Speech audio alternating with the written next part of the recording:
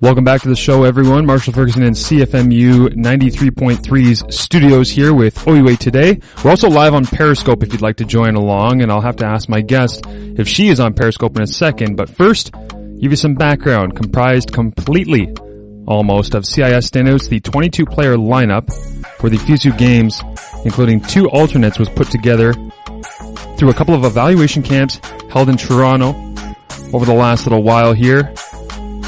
And as someone who has been on the FUSU soccer team before, I thought it was smart to bring in a savvy vet of the OUA, someone who has gone through it all. Kelsey Tikka, how are you? I'm good, thanks. How are you? I'm wonderful. So you're going back to these games. What was your experience like the first time around? First time, well, it's a little bit overwhelming the first time because you don't quite know what you're getting yourself into till you get there. But yeah, I'd imagine. Definitely a great experience. It was lots of fun. It was definitely fun. You've played, as I said, in the OUA for 5 years. You just wrapped up your degree, yes?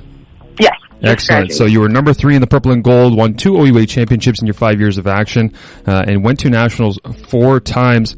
Where did it all begin for you? Where did your love for soccer come from? I'd definitely say it was from a very early age. I've never really played any other sport other than soccer, so it's just kind of been one of those passions in the making from a very young age when I started playing at about 4. So it's kind of blossomed from there. Did you have any siblings that played alongside? I had an older sister that had played for a little bit, but she played for about 2 years, and then she gave up. And she gave it off to me. So you just adopted all of her effort and skill and turned it into a 5-year run with the Golden Hawks. What is your favorite part of being on or around Laurier campus? Because when we're on these campuses throughout our athletic careers, we all kind of gain a special connection with different aspects of them. What's your favorite part of Laurier? My favorite part was definitely like the cohesiveness of the athletics department. At every game, every practice, you always had some other team, like some of the other teams around there supporting you, or just even when you were anywhere on campus, you'd always recognize the other athletes and stop and talk. And it was nice to have an extended family outside of your actual sport and your actual team, and just have all the other athletes around there supporting you and having another group of friends. Well, you guys all stick out in those bright purple jackets walking around, because I've been on recruiting trips when I was in high school, and it's like you can see a varsity athlete at Laurier from about 500 feet away just scream across campus. But it's kind of a neat setup at Laurier as well, because you have that, is it alumni field that's in the center out in front of the training center where the basketball gym is? Mm-hmm. Yeah, it's definitely nice to have that. Yeah, that's very unique, because that's almost right in the center of, not necessarily the center of campus, but it's kind of a hub of where a lot of people have to pass through. So if you're out there training or doing anything on that field, it's kind of good exposure for the soccer program instead of being hidden in the back, right? Yeah, no, it's nice to have it there. Everybody sees it. All the students, not necessarily just athletes, so it's nice to have everybody be able to see and support that way too. Yeah, it's definitely a unique setup on a campus. You played for the Lakehead Express U18 girls team. How did you make your way up there? For a long time, yeah, because I'm from Thunder Bay, so I played for Lakehead Express, which was at the time our only club. Yep. And then I ended up moving to Ajax and playing soccer in Ajax for a couple of years, and from there, that's where I was able to meet the coaches at Laurier, so that worked out. Well, yeah, what was your recruiting process like? Not necessarily with Laurier, but I'm sure you had interest from others as well. It was interesting. It was like a long and confusing process for sure. You just go to a bunch of recruiting tournaments and you just have a bunch of coaches trying to get you to go there, and it's hard because they're all promising you the same things and trying to get you to like their school, and it all just kind of comes down to what you think you need out of university. So yeah, it's always an individual decision, right, based on what you require the most and what you think is most important. And a lot of the time it just comes down to straight academics, right? If one school offers a program that you're more interested in or you think will help you gain your goals once you're done school quicker, then you're likely to go there. But what factor outside of education played into going to Laurier for you? For me, it was when I started doing my visits, I had narrowed it down to a couple schools. So I started going and seeing the teams and practicing with them. And so for me, it was when I came on my trip out of all the other ones, this one I felt like kind of the most at home right away. I came into practice and immediately everybody was super friendly and just kind of like treated me like a teammate immediately. So that helped a lot. And you played, as I said, for 5 years. Were you a dressing member of the team right from year one, right from the get-go? Yeah, I started in dress at every game -1 in my rookie year and continued that on for the rest of my soccer career at Laurier. That's pretty amazing, the consistency to be able to do that. So, making your way from Lakehead Express down to Laurier, now looking at going to your second FISU games here. What kind of advantage do you think the experience you have from going previously to Russia in 2013 will lend you in this experience? It's definitely going to help me be a little bit more calm and calm my nerves more, because the first time I went, I just remember being a ball of stress and just not being kind of prepared for it, not sure what I was getting myself into. And kind of now I know what it's going to be like on and off the field when I'm there, so it just kind of gives me a level of comfort that some of the other players and teams might not have. What's Russia like? Interesting. It's very different. McDonald's everywhere, I've heard. Yeah, it is. It definitely is. It's a group of friendly people there for sure. Like when we went, we were welcomed everywhere we went, and everyone was super accommodating. It was good. It was different. Feels a little bit more secluded, and you're kind of just stuck in the village for a good portion of the time you're there. So that was very different. What kind of perspective did it give you when you're watching the Olympics in Sochi? Well, it was kind of felt similar in that aspect, because you are stuck in the village, so it's like the athletes, you're bussed around everywhere, you're shuttled around, you're wearing your team gear everywhere, so kind of didn't realize I was preparing myself quite for something like that. Now, you were in the village, as you say, and you're competing against nations from all over the world that are university-age students such as yourself, and when you're in that village, is there any tension, when you're in the meal hall and you see somebody in a Mexico jacket, or you're walking somewhere and you see another country and you have to play them, or they're in the other side of the pool, or is it very jovial and friendly? Are you asking for pins like you're at summer camp? It's kind of a mix of both. When we first got there was a little bit of tension between teams. So you see the girls that you're going to play because you've watched them practice, and you're like, oh, I don't like that one. I saw her. She's fast. But after the time you start practicing and you have a couple exhibition games, then you start actually playing your games.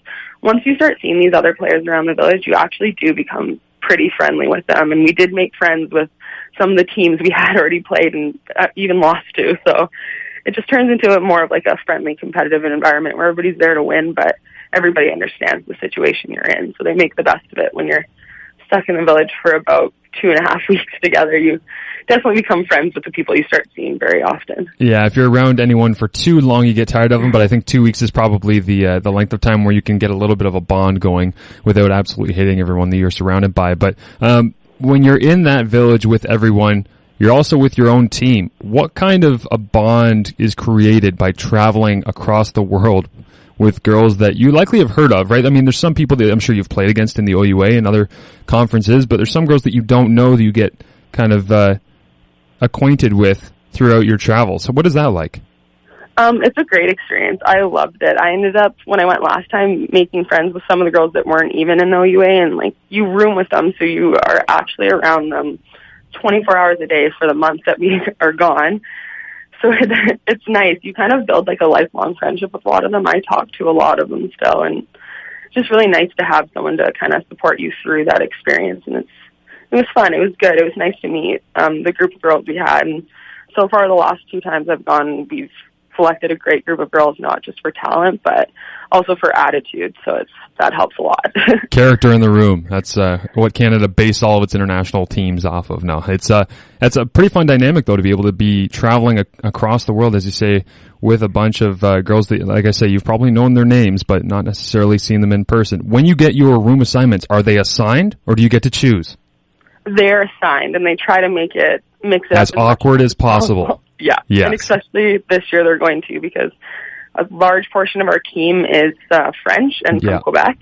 So even during training camps, they would do that. They would make sure half of the French were with half of the English, and then the other half, and just tried to mix it up as much as possible and get us as comfortable with each other as they could. I've never understood that. I understand trying to get comfortable at a certain point, but when does trying to get comfortable become counterproductive when you're jamming people together? And again, it's not just a language thing. I'll talk about that in a second, but just I've had that with different teammates in university football, where you go on a road trip. We go to Ottawa. It's like our only overnight of the year, and they'll stick our 4th year offensive lineman with a 1st year defensive back, and you're like, what? They don't they don't have anything to talk about. Like, why are you doing that? Why are you putting them together? Do you agree or disagree that teams should be coaching is part of the dynamic of coaching? You should be putting athletes that are almost polar opposites together to create a bond, or does it just seem weird? I don't know. I'm kind of torn on it. What do you think? I don't mind it. I quite enjoy it because for the most part, I've always liked my teammates, so it works out well. And so I'm the bad person, Kelsey. Yeah, no. No, we get lucky because they will put 3 or 4 of us in a room. So for the most part, if it's 4, they try to put 2 that are comfortable with 2 that are comfortable, so that the 4 of them can kind of bond with the 2 groups. So it's always worked out well that way. It's never been just 2 people that they randomly throw in a room together. Okay. No, that's good. The English-French divide is a natural part of Canadian athletics. It doesn't always become an issue, but there have been times in the past where there might have been some clashes. There's been some awkward times in Canadian history, and anybody will know, between French-English relations. And playing on a national team, is that any kind of divide? I mean, the politically correct answer here is to say, no, yeah, we get along well and we kind of figure it out, but is there times where you literally might not be able to communicate with someone on the field or on the bus or something, and it's just frustrating? I mean, because it is a part of playing on a national team. It definitely was a little bit frustrating at first because when everybody first got to camp the first couple of days, the English players stuck with the English and the French had stuck with the French. But then over the next couple of days, once everybody had settled in, we kind of not necessarily made a joke about it, but the English are trying to teach the French some of the English, and then the French are making jokes and showing us different apps to download to help us learn French. And so we've kind of been talking over the last couple of days, and a lot of the girls that don't speak French are starting to learn and trying to, so the next time we see our teammates, we'll be able to communicate a little bit better with them. Yeah, it can be awkward, but it can also be a fantastic icebreaker, like you're talking about, because it's kind of a fun way to get to know each other as well, right? Yeah, no, it definitely is. It's quite fun. It's entertaining. I speak about a grade 4 level French. What app can I download that will help me understand the French language to the point where when I travel to Quebec City to see Laval play against the University of Montreal Carabins in the fall, I can communicate with everyone smoothly? There's one, it's called, the name's slipping me right now, but it's one that actually you can use any language for, and it has a daily 1-hour program, and it will go through you speaking it, being able to translate sentences, being able to just pick out correct words. And the only issue with it is none of them are really in Quebec French. They're more a little bit different dialect of the France French, so right. Sometimes it doesn't quite help us, but yeah, that it's a try. And that's another thing too, right? We always say, well, why doesn't everyone just speak English? Well, English is actually one of the more diverse, frustrating languages to try and learn, but everyone that's English just assumes everyone should be able to speak the way we do. So how much do you think your veteran role from being there in 2013 in Russia will help this time around? Are you going to talk to some of your younger teammates about what to expect? Definitely. That was a huge conversation we had when we were getting ready to leave, because there's 3 of us that have been before. So a lot of people were just kind of asking us what to prepare for, what they should bring, just sort of what the experience was like, so they have something to look forward to and also calm their nerves so that they have a bit of insight into what to expect. So it kind of just helps us out as a whole, really, just so we are a little bit more relaxed and laid back when we go. Here's the thing about the FISU games that you're traveling to. They are self-funded, correct? Yes, they definitely are. How frustrating, or I feel personally that would be almost terrifying for me, because it's the up and down of emotion of, great, I'm selected, and here comes the fear because now I have to pay for it. Is that, how scary is that as an athlete? Oh, it's terrifying. That's what the problem is, I find, with it, is sometimes we aren't able to necessarily send what they would classify as the best possible team, because for most it's not really a possibility to be able to pay that much to be able to go. And right. It's every athlete's dream to be able to go, but it's just the actualization of making it happen with the large cost it has. It deters a lot of people, for sure. I'll ask you don't have to answer. What is the average cost through your 2 experiences of trying to prep for this? The average cost last time was a lot more expensive than this time, but it's probably about Russia. $4,000 is the average between them. So it's basically a year's worth of tuition. Yeah, right? It definitely is. That's what it is. Wow, yeah, it's intriguing in Canadian athletics that we are forced to ask our own athletes to pay their way to compete for us internationally, right? I mean, it's very unique. It's not very American. I'm sure it's something that they might not have to deal with. Are there teams that you talk with there about and I'm not sure you'd be sitting around lunch and go, hey, how much you guys pay to come, that kind of thing. But are there teams that have similar situations, or do you talk about that with anyone from the other countries about how you got there and what it's like? Yes, we had spoken to a few teams about it, and there was a few countries that for them it's entirely self-funded, but then there were teams that it was pretty much a free experience so that they could get the best out of their athletes. So it's very diverse in the way that a lot of other countries are handling these games with the funding. Well, we want to use this opportunity to give you a chance to give some publicity to your own fundraising efforts. So where can people help you out? There actually is a GoFundMe page that we've set up, and it's for the Canadian Women's FISU 2015 team. So if people go on there, they'll be able to find us and hopefully donate a little bit to help lessen the burden of the cost of this trip. You should send the link to @OUA today, and we'll be sure to share that for you, okay? And try and help out any way that we can on Instagram or Twitter, anything like that, because I assume you're on one or both of them. So we'll be sure to try and help out that way. Let's play a little rapid fire here before we get you out, okay? Okay. Favorite song all time? Oh, God. That's a tough one. I'll have to go with, it's always a classic, but Eye of the Tiger. Beautiful. Favorite athlete? Favorite athlete, Mia Hamm. Best memory on the field at Laurier? Best memory would probably be my first year going into the national championship game and having all my teammates there ready to play. Best memory off the field at Laurier? We're a family show. Keep it PG. It would still be my first year, my first nationals experience. That whole weekend was definitely something different that I'd never experienced before. Most embarrassing moment in soccer? Most embarrassing moment? Well, it'd be probably there was one game where I just couldn't stay on my feet the entire game, tripped over myself, tripped over the ball, tripped over my teammates. So that was a fun one. Yeah, we've all been there. Country you would most like to travel to? I would have to go with probably Brazil. Brazil. Favorite OUA team to play against?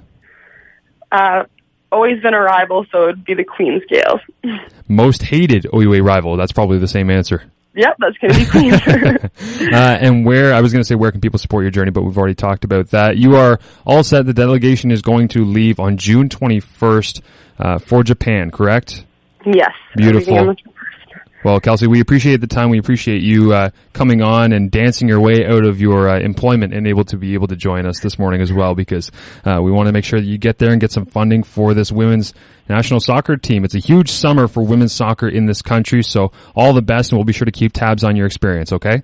Perfect. Thank you so much for having me on. No problem. Thank you. We'll talk to you soon. All right.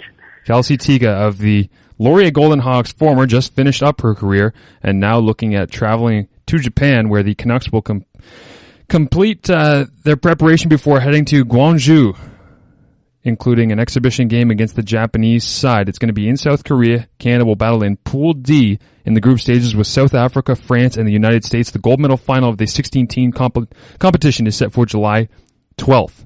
In case you're wondering what Canada's best result at the Universiade has been, it's a trio of fifth-place finishes in 2011 in China, 2005 in Turkey, and at the Buffalo Games in 93. FISU was in Buffalo? At that point in Buffalo in 93, women's soccer was just a demonstration sport, and the tournament was played right here in Hamilton, Ontario. 2 years ago in Russia, the Red and White missed the medal round after going 1-2-0 in the preliminaries, including a 4-0 win over China, a 3-2 loss to eventual silver medalist Mexico, and a 1-0 setback against Ireland. And in consolation action, Canada defeated China again 2-1 and Estonia 3-0 before dropping a 2-1 decision to the host Russia in the 9th place game. In case you're wondering, athletes from around the OUA that are competing in the FISU games on the women's soccer team, outside of our friend Miss Tikka, goalkeeper Tori Edgar of Western, she's from Oakville, Ontario, defender Megan Ramsden from the University of Ottawa GGs, midfielder Kylie Bordelou from UOIT is from Cambridge, Ontario, and midfielder Catherine Kohler-Grasso from Ottawa, Ontario also competes at UOIT. The head coach is Payan Mosavat from UOIT. Athletic therapist Jacqueline Bell from the Waterloo Warriors will also be traveling with the team. So looking forward to seeing them compete. The men are actually also traveling over to the FISU games. It's going to be Keith Mason from the University of Guelph as Team Canada's head coach at the 28th FISU Summer Games. Rounding out the support staff from around the OUA are assistant coaches Steve Hart from the University of Windsor and Arben Miziri of Guelph, as well as athletic therapist Natalie Palladino of Guelph. So a heavy Guelph influence on the men's FISU team. Some of the other players that will be there: defender Casey DeMello from York University, Lucas McNaughton from the U of T Varsity Blues, Justin Springer from the Guelph Griffins, Kalan Elkinson from U of T, Jonathan Lau, who we spoke about previously in a show not long ago, from the York Lions. Robbie Murphy from the Guelph Griffins is joined by his Griffin teammate Jared Egeman. And I already mentioned the coaching staff. So it's a lot of OUA influence in these games. Their best appearance for the men's side, 2007. They placed 4th out of 16 teams, but unfortunately it was in Bangkok, Thailand, and what happens in Bangkok stays in Bangkok, because since then they have been 12th, 9th, and 7th, respectively, in games throughout Serbia, China, and Russia. So they have the opportunity to better that 4th place finish this year. As I said earlier in the show, I called soccer about 12 hours worth of it in League One Ontario Soccer Association.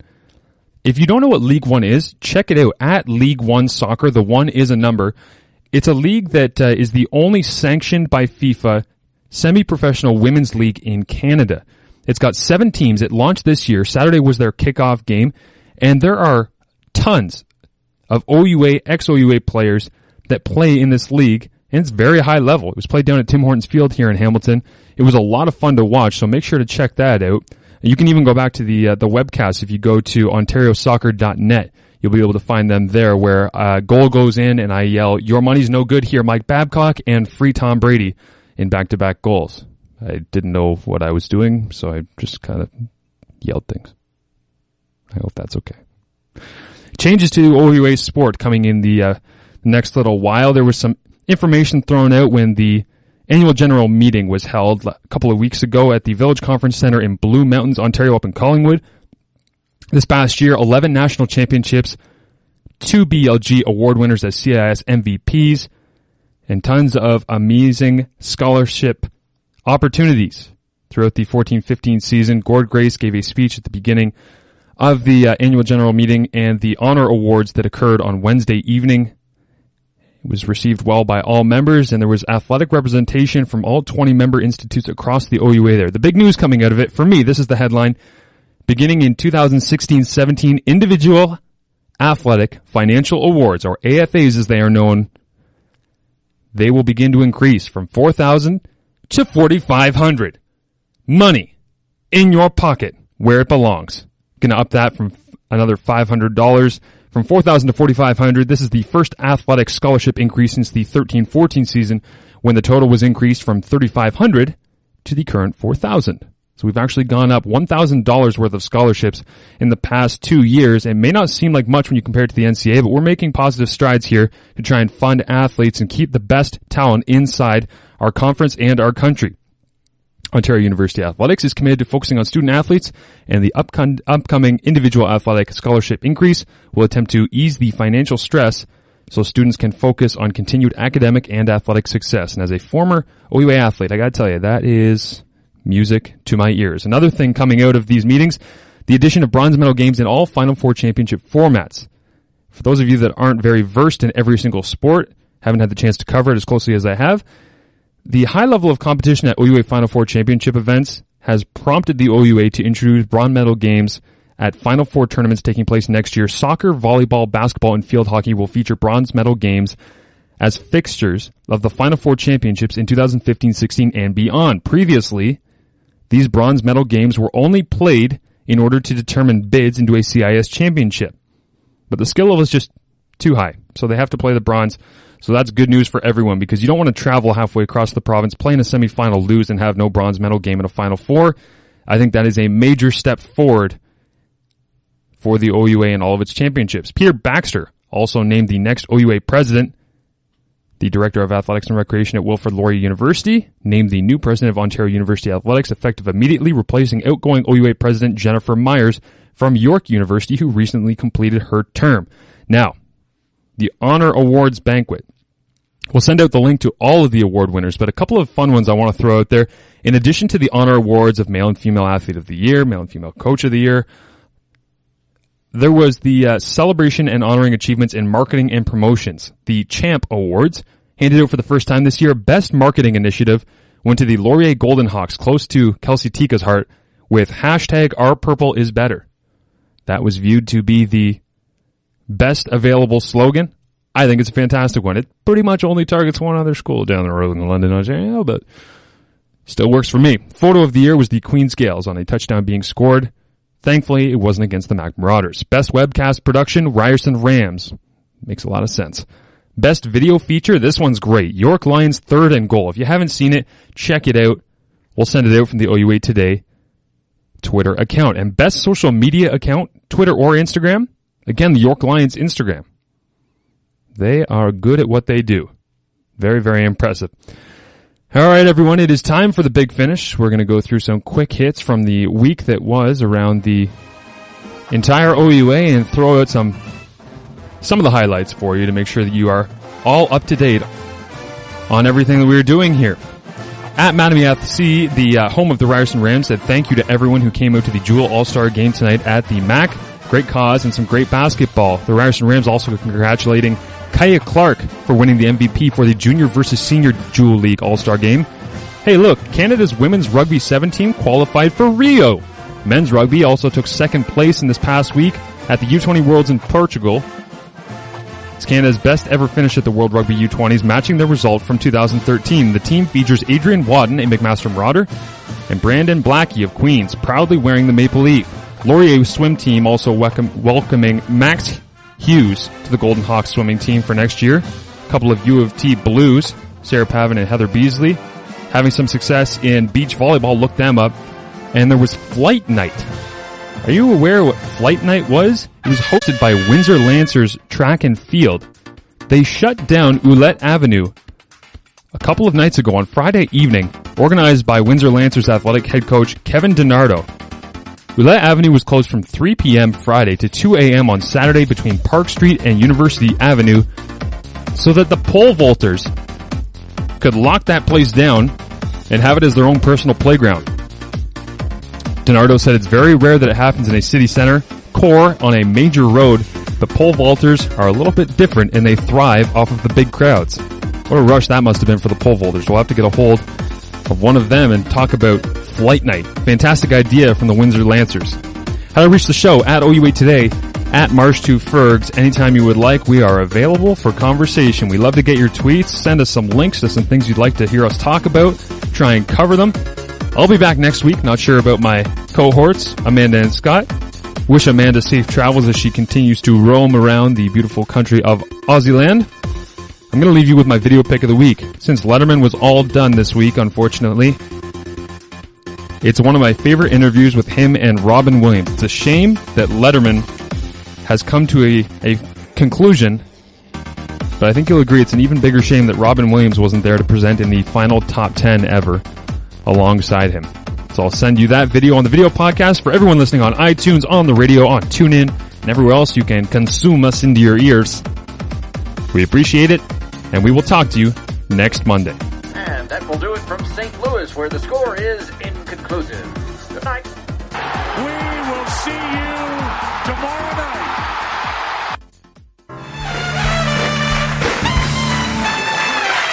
Howdy, howdy, howdy.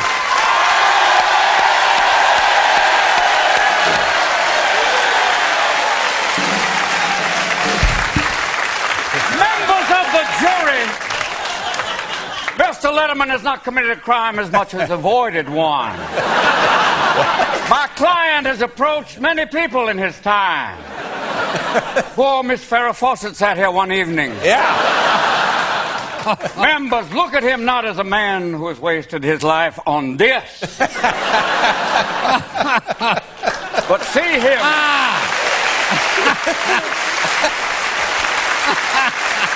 How you doing? Very good, sir. Congratulations of avoiding the legal system again. And it's good to see you on the other side of the bench. Have you ever done jury duty? Yeah, I'm sure some lawyer wants me on a jury.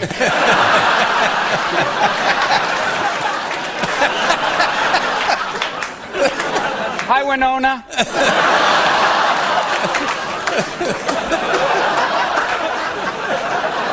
Yeah. Makes sense now. Did you see any of that golf yesterday? Do you play golf? Oh, yeah. No. You don't play golf? No, I mean, it is a very quiet sport, like you said. It's always that commentary say, on the third hole now. We're about to go in now. It'll do. I want the guy who does soccer to do golf one time. The ball is rolling, the ball is rolling. Oh! Oh!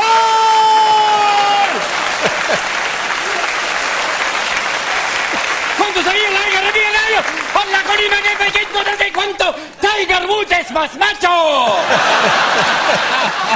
Oh, pretty good Spanish, for God's sakes. I live in California. You either see. speak Spanish or German. It's your call. How's your family doing? Wonderful. I'm always amazed because... How's yours now? You're a father. Very nice. Very exciting. You're a father now, Dave. Very nice. Young Harry.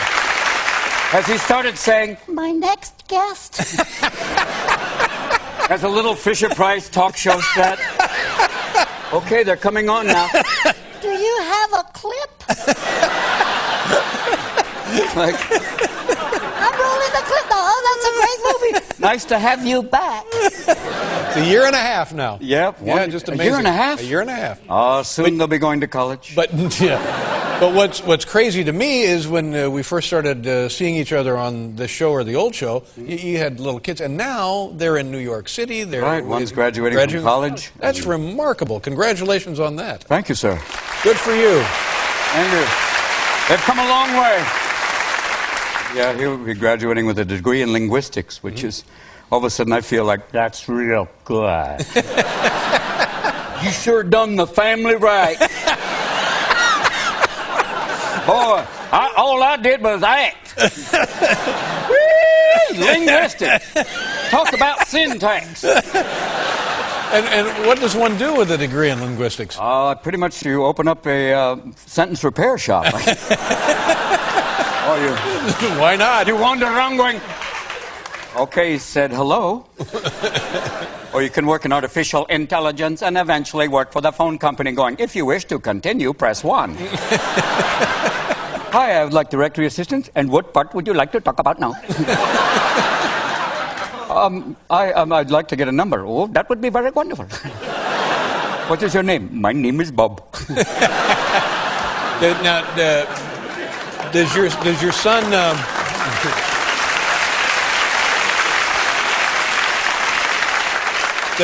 If we had your son out here, could he do some of what you do? Or did he get some of that? Some of that. He's actually. I mean, the younger one has some of it, and my daughter is acting now. In this film, The House of D. House of D, which is great. But my oldest, Zelda, yes. A beautiful, sweet little girl, by the way. Yes, sir. Yes. And what do you mean by that? I know it's all right now. It's show business. No. Yeah, she's 15 and wonderful. She's actually here tonight, somewhere in possible. this room. I don't know. Oh, she's with you here tonight? Yes, came she appears, and I was watching the movie, and it must have been odd. Well, maybe it wasn't odd for you. In the movie, she falls in love with the young boy, the young version of David Duchovny, and you're there with them all in the room, and you're just being,